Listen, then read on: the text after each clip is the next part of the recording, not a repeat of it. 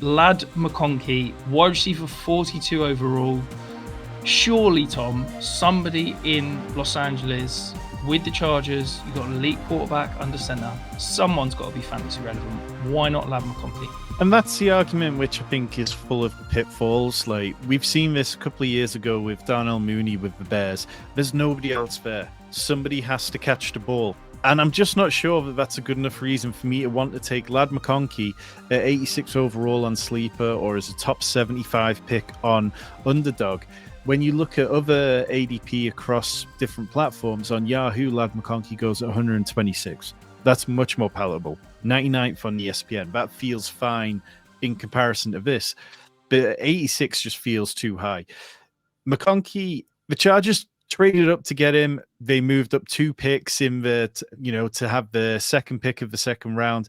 But this is a player who never surpassed 800 receiving yards, never hit double-digit touchdowns. And yes, Brock Bowers was at Georgia with Lad McConkey. But, I mean, we see plenty of offenses where players manage to put up good points, good metrics, despite the fact that they're playing with other studs. So I struggle because I haven't really seen it from a production point of view from Lad McConkey. I think the athletic stuff, it's definitely there. He could be a reasonable player for Justin Herbert. We saw that over the last couple of years, Keenan Allen and Mike Williams combined for 358 targets.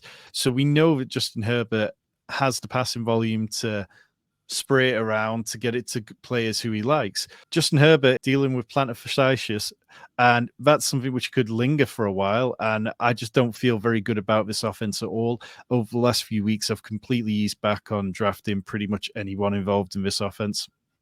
Yeah, I just don't get it with Lad McConkey. Yes, okay, he has some highlight plays. Yes, okay, he's athletic.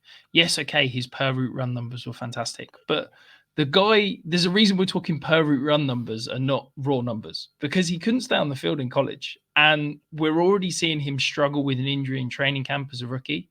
That is a massive alarm bell for me. If you look at the list of highly drafted guys that don't pan out at wide receiver, so many of them have an injury in rookie training camp and fall behind and then don't get that opportunity to pick it up. I don't particularly love this offense. It is going to be run first. And I just think that give me the veteran that's played with Justin Herbert for the last 2 years in Josh Palmer straight up over Lad McConkey, and I can probably get him 10, 15 picks later. I just worry that you're paying a premium for a player that I don't think is worth that premium. And I don't think he's shown throughout his college career or anything in camp to believe that he is worth paying a premium for. So I would much rather, let's be honest, I'd be tapping the running back glory hole here as much as possible and loading up elsewhere. Yeah, and I just think it's important to point out also that if you're in half PPR formats, that's again a format which isn't going to favor Lad McConkey. Where Lad McConkey could be good is if you can really see 7 or 8 targets a game from Justin Herbert and really just get those easy catches and just Hunter Renfrow his way through the season. But is that what this Harbaugh offense is going to be? We know that they want to run the ball, and we know that they want to play action.